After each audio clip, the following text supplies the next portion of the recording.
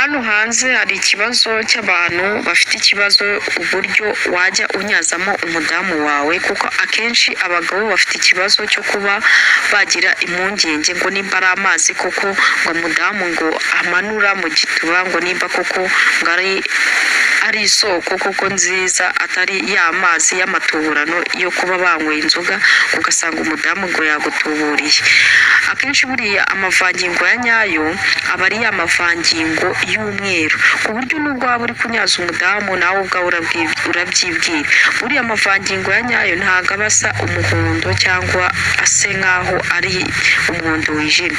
Amavangingo ya nyayo aba ari amazi y'umweru, kandi koko nawe ubona ko agaragara neza ku mboro, uko umugore agenda ayasuka ku mboro umugabo ariko agenda amunyaza, aba ari koko ari amazi yera ati. Iyo wa mugabo abonye ko ari amazi y'umweru, burya umugabo yanashituka yakubisemo n'umuntu, kuko n'umugabo aba yayishimiye, kandi nta mugabo wese koko udakunda ari amavangingo kuko afite icyamara ku mugabo. Umugabo buriya utazi icyiza cy'amavangingo, umuntu utazi ikivu burya nta kintu abazi. Nicyo kintu kigize igitsina kuba cyaryoha. Uko umugore agenda anyara, uko umugore agenda asa nk'ukunyarira kwibya, uko amazi amanuka yakumbura amanuka kwibya, ni kwa kundi wa mugabo agenda aryoherwa, ugasanga kwa kundi kuba yarananiwe gutera akabariro, ugasanga imboro ye yaraguye, ni igishyukwa, ni ikibuja, cyangwa ngo ugasanga umugore n'umugabo ngo ntago bigishoboka kuba bajya mu buriri bumwe ngo batere akabariro. Ariko iyo uriya mugore ageze gutya agasa nk'umuhereza kuri kivu rwose, umugabo arongera imboro igahagarara, kuko ari abavangingo kuko aba afite ubushyuhe bwinshi cyane. Wa mugabo kuko imboro iba yaragiye igasa nk'aho ikonje, igasa nk'aho itagifite ubushake bwinshi, nayo ari amavangingo aragira icya amarira ya mboro, ugasanga wa mugore afashije umugabo kuba batera akabariro bose bafite ubushake. Kuko buriya uko umugore nawe agenda asa nk'uyamanura, ugasanga imboro isa nk'aho nayo yishima, niko na cya gituba nacyo kigenda kigifunguka, ugasanga nawe atangiye kugira ubushake. Uko agenda agira ubushake niko noneho nawe wa mugore atangira nawe kuryoherwa, buryo wa mugore ukagenda aryoherwa, wa mugabo ukagenda akozaho umutwe w'imboro nyaza gake gakeya, wowe kugenda umufasha usa nk'uyamusukaho, usa nk'unyara wishimiye imboro, ni hahandi noneho wa mugabo atangira akaryoherwa, akavuga ati koko uyu mugore afite igituba kiryoshye. Igituba kiryoha ari umugore wabishyizemo uruhare. N'umugabo nawe agira imboro iryoshye kuko azi kurongora, agashimisha wa mugore nawe akarangiza. Uko wa mugabo agenda arongora wa mugore akarangiza, burya nawe wa mugore niko yumva uburyohe bw'imboro. Buriya rero imboro n'igituba ni ibintu bigira amagirirane. Nimba umwe ashyukwa akarongora akarangiza, wa mugore ugasanga ntabwo yishimye, ntabwo byaryohera rwose. Muri umwe babiri, umwe araryoherwa ariko undi ntaryoherwe, ugasanga mwese muri babiri nta n'umwe wumvishe uburyohe. Umwe yumva ko undi yaryohewe cyangwa undi akumva ko ataryohewe, noneho bigasa nk'aho igikorwa cy'imibonano mpuzabitsina musa nk'aho mutagikoze neza, kubera yuko mwese ntabwo mwihaye umwanya uhagije kugira ngo igituba kimuhe neza n'imboro nawe yimuhe neza, kugira ngo umurongore igeremo imbere. Ni hahandi uba wakoresheje akagufu gakeya. Akenshi buriya gukoresha ingufu nyinshi cyane ntabwo biba ari byiza. Uko ukoresha ingufu nyinshi cyane unanirwa vuba, kandi none uzi ko uba ufite n'ikibazo cyo kuba kutagira umushyukwe uhagije. Uko ukoresha imbaraga nkeya niko bwa bushake busa nk'aho bwisuganya, ugasanga ya mboro igize ubushake, noneho ugatangira kumva uburyohe bw'igituba. Niyo mpamvu rero ugomba kuba wakoresha imbaraga nkeya ugitangira gukora igikorwa cy'imibonano mpuzabitsina. Iyo wihuse ni hahandi nawe wumva igituba gikomeye, kwa yuko wa mugore uba usa nk'aho wakoresha imbaraga nyinshi, igituba gituba ugasa nkaho usa nk'ugikanga aho kugira ngo umuhe umwanya wo kwisanzura mu kunyara.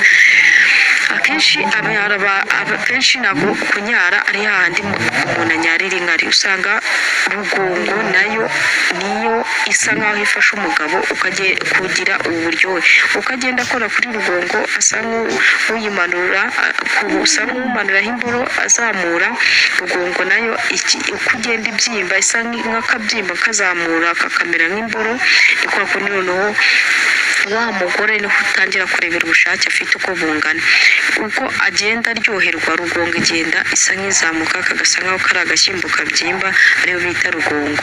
None wa mugabo nawe ntabwo wahita ukoresha imbaraga nyinshi kubera ko ubona ko umugore yagize ubushake bwinshi, ahubwo wowe usa nkaho urongora ku mpande ugasa nkaho umunyongeramo mo imbere usa nk'ucumita gake gakeya, uko ugenda uyinyerezamo imboro gake gakeya niko wa mugore nawe agira ubushake bwinshi, bitakugora kuba ari buze kukugora kuba yarangiza ku buryo nawe umurongora akarangiriza rimwe. Buriya akenshi umugabo udasobanukiwe ngo rugongo cyangwa igituba cyangwa imishino ni ibintu bitatu bigize igituba. Uko biriya bintu bitatu bigize igituba nibyo bituma imboro iryoherwa. Iyo umugore afite imishino biba akarusho kuba yuko ya mishino igenda ikora ku mboro, uko ikora ku mboro gake gakeya igasa nk'iyisubizamo imboro mu gituba, uko imboro izamuka asa nk'uyikuramo ni kwa kundi umuntu atangira ya mishini igasa nk'ayikabakaba ya mboro, ugasanga wa mugabo nubwo yaba adafite ubushake, bwa bushake buhuje kubera yuko afite igituba gifite imishino. Muri iyi mishino icyiza cyayo isa nk'ayikabakaba imboro, ya mboro nayo ikakomeza yaguma mu gituba, kwa kundi umugabo nawe yaryohewe ugerageza kuba ya mboro itayikuramo yose, ahubwo ugasa nk'uyirekeramo hagati kugira ngo ujye ucumitiramo hagati unanyarizamo hagati, bikaba akarusho wa mudamu akagufasha akajya anyaririmo. Akenshi hari abantu ngo batazi ngo kunyaririmo, ibyo nabyo mujya mukunda kubibaza cyane. Kunyaririmo aba ari umugore woroshye, usanzwe n'ubundi woroshye. Iyo woroshye n'ubundi birakorohera kwa yuko akenshi amavangingo aturuka kuri rugongo hejuru, twatuzi tukagenda tumanukira ku mboro, wa mugabo nawe ariko agenda gucumita, noneho y'amavangingo ukagenda amanuka akamanukira mu gituba mo hagati, cya gituba kigakomeza cyoroshye, wa mugabo nawe nikakomeza agira ubushake ugasanga arongoye umwanya munini cyane. Uko arongora umwanya munini niko yumva uburyohe bw'igituba, kubera ko wa mwanya munini ugufasha kuba waryoherwa. Akenshi hari abavuga ati ntibaryoherwa ngo ntabwo bumva ngo kunyaririmo bibaho, biranashoboka, ni ibintu bibaho, kandi hari abadamu yego batabizi, akenshi bazagenda wenda batubaza, niyo mpamvu wenda tugenda tubasobanurira, niyo mpamvu tubabaza ibibazo. Hari abatuhamagara bakatubaza, tukababaza, tukabafasha kuba wenda bagira uburyo babigenzamo ku bagabo babo kugira ngo nabo babaryohereze mu buriri. Uko umugabo aryoherwa niko agirwa kugukunda no kukwishimira, ugasanga na cya gituba cyawe ahoze yumva yuko na wundi mugore yatekereza ati wa mugore wiwe kuko umuha igituba neza. Niyo mpamvu rero abadamu mutazi gutanga igituba neza, burya ni nkaho uba uri kwirukanira umugabo wawe. Ujye mugerageza mutange igituba neza, kubera yuko igituba iyo gitanze neza ukagira umugabo wawe nawe agira ubushake bwinshi buhoraho, nawe nakagenda avuga yuko yagize ikibazo cyo kutagira ibyishimo mu buriri. Burya iyo umuntu afite ibyishimo mu buriri burya nta kindi, kuba yuko buriya iyo umugabo akurongoye akarangiza kumva araryohewe, nta cyabuza kuba atagushimira. Iyo agushimiye rero ni kwa kundi nawe afata umwanya uhagije akajya kurongora bihagije, nawe akagukorera cya kintu nawe watekerezaga ati umugabo koko ntabwo nari nzi yuko azi kunyaza gutya, akaguha umwanya uhagije akakunyaza ku buryo ugira uburyohe bukagushimisha, nawe ukumva uraruhutse, ukumva nawe utekereje koko imboroka iryoha. Babandi rero bagira ikibazo cyo kuvuga ngo barabyaye bashakanye n'abagabo babo ati ko sinari numva imboroka iryoha, burya imboro iraryoha, nicyo kintu kiryoha kurusha n'ibindi, kirusha n'ubuki mu buzima, kwa yuko akenshi pe buriya urabona ko ubuki buryoha, ariko nanone buriya imboro iraryoha iyo izi kuba yakurungura neza ukarangiza, kandi agafata n'umwanya wo kukurungura abyitondeye, kandi akakurungura umunsi ku wundi adafashe umwanya wo kukurungura, kuko ari impamvu y'uko ngo yubatse urugo. Burya yego biba ari inshingano, ariko nanone nta nubwo aba ari n'itegeko kuba warungura umugore wawe buri munsi, ariko murongore mu gihe nawe wumva ufite morale yo kuba wamurongora, kuko n'umurongora wumva uri kumwikiza ngo ni uko ngo ari umumadamu, ngatagira ngo navuye ahandi ngo cyangwa nagiye ahandi, burya uba ukoze ikosa. Uzaba warongoye nabi nurotangira kurongora nabi, ahubwo ntihazarushaho kubona ko wavuye ahandi.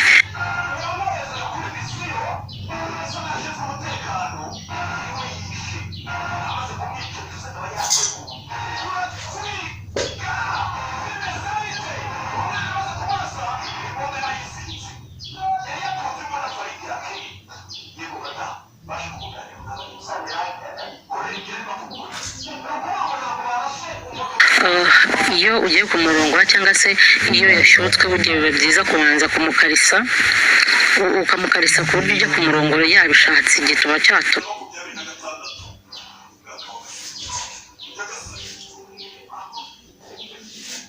cyatose koko, burya nibwo biba byiza cyane. Noneho rero kumurongora ko wenda iyo yaciye nk'imyeyo, urumva nyine afite urutuba runini, hari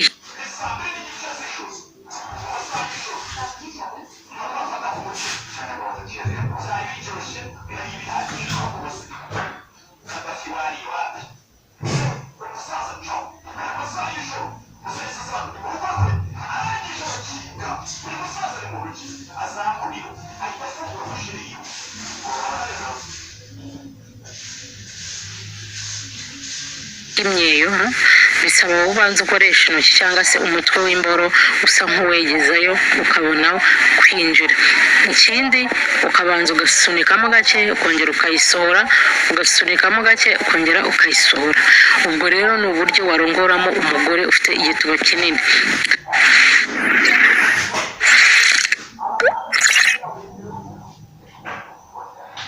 aho mwebwe munkurikirana buri munsi, mwebwe mudahwema kunshyigikira, mukora subscribe, abe yaba ari hanze y'u Rwanda cyangwa se imbere mu gihugu cy'u Rwanda, ndabasoje cyane, amahoro y'Imana abane namwe. Uyu munsi rero nari nibagiwe, ni Nadia wanyu, ni shangazi Nana nk'ibisanzwe, wanyita Nana wanyita Nadia nta kibazo. Uyu munsi ni shangazi wanyu wagarutse, nari mbakumbuye cyane. Uyu munsi rero tugiye kureba